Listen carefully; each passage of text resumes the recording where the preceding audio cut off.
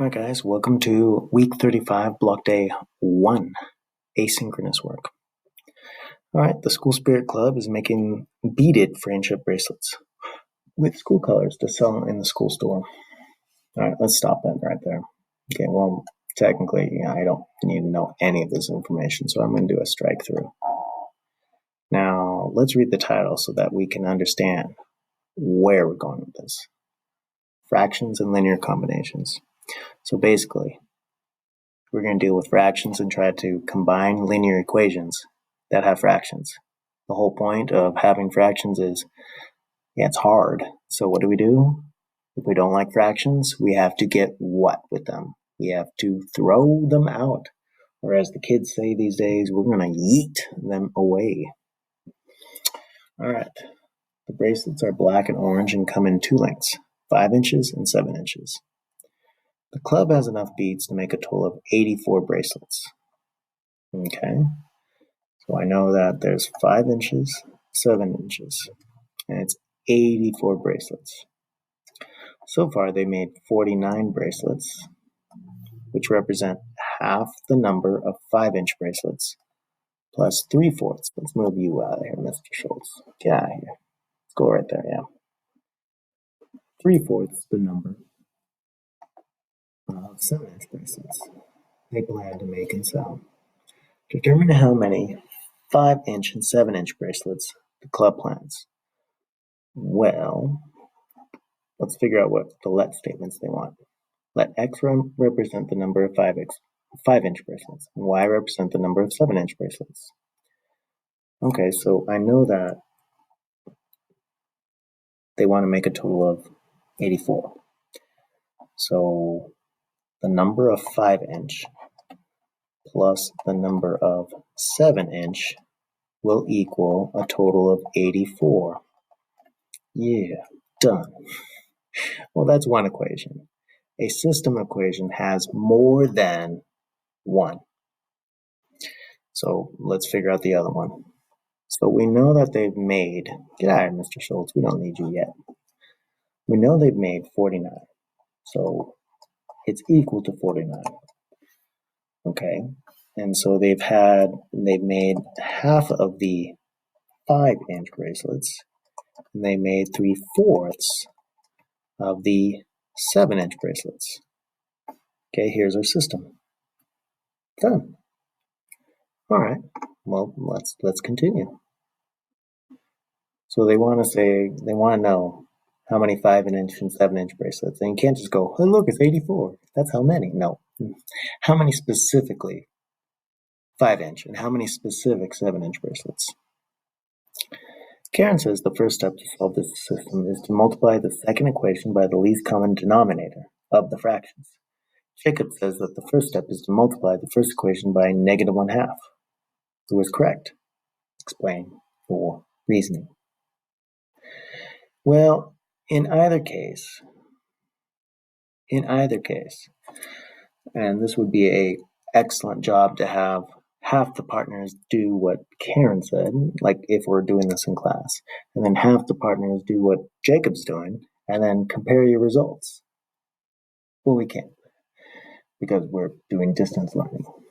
So let's show you what would happen. So Karen says we should multiply the least common denominator. The least common denominator would be 4. So let's show you what happens if we multiply this by 4. So we'd have 1/2 x plus 3/4 y is equal to 49. Oh man, I don't want to times it by 4. It means I have to multiply. I don't want to do that. Do it, Mr. Schultz. Fine.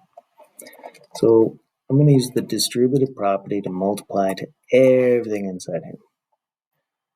This would be 2y plus 4 divided by 4 is 3. Well, 3 on top. 3y is equal to 4 times 50 is 200. Minus a 4, 196. Well, Mr. Schultz, 196. Okay, so looking at this, we're going to see that, hey, look, we got rid of the fractions. Now we could solve this by, having this is equal to 84. Now, what would you rather do? Times -2 so that we get rid of the x's, because -2x plus 2x is 0, or times -3 to get -3y plus 3y equals 0. In either case, that would get rid of one of the fractions. Yes. All right, well, the other one they said was times it by -1/2, times the first equation. So if we times the first equation by -1/2, we get -1/2 x plus -1/2 y is equal to -42. And then we'd have this 1/2 x plus 3/4 y is equal to 49. And if we do our linear combination, we would get 1/4 y is equal to 7. Did we get rid of a variable? Yes.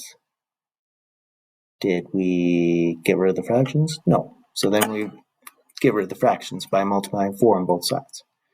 Now on the other one, we got rid of the fractions, and now we just have to get rid of the variable, just like we did it previously. In either case, who's right? Who's wrong? Nobody. The only point we're making is which way is better for you. And that's the point. Do you like what Karen said, getting rid of the fractions first, or do you like what Jacob said, where you had to add and subtract fractions? I'm going to tell you right now, I've asked this question before, and people say, get rid of those fractions. I hate them. Don't want them.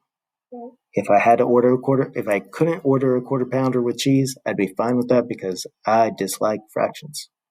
So I'd expect a lot of people would say Karen's way is better.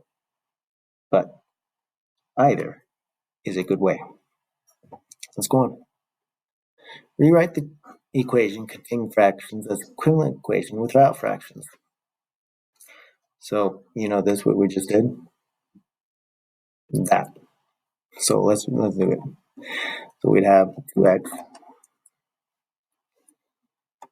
2x plus 3y is equal to, what was it? 196. Cool. And then we had x plus y equals 84.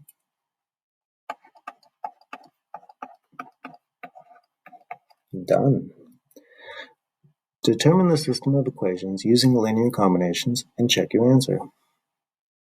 Okay, well, like we were saying before, we're going to multiply this by -2 to get rid of the x. Why? Why not? So I'm going to times each side by -2. And then I'm going to solve this system of equation. So, going through the motions, I'm going to see 168. That I'm left with y is equal to 28. Go back up. See this? What's 4 times 7? 4 times 7 is 28. It's almost as we could have solved it either way and gotten the same answer.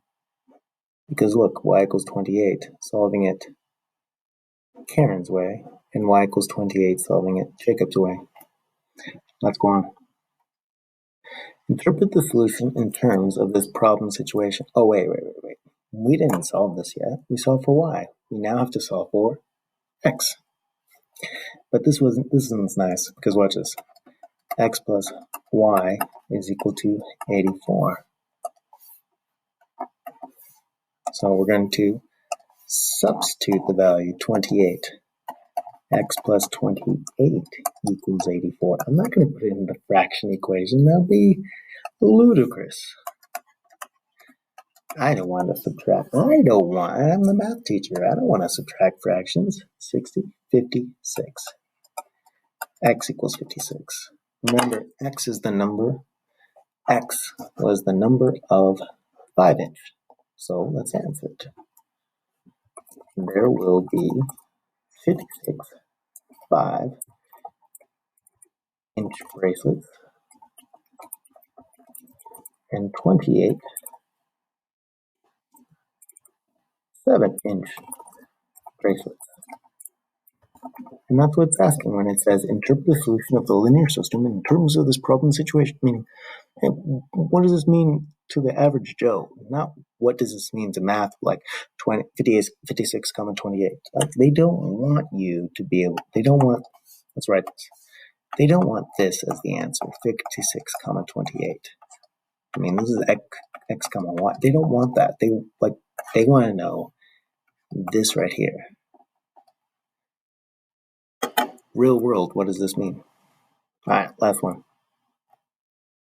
That's it. That's block day 1. You guys have a wonderful rest of your day.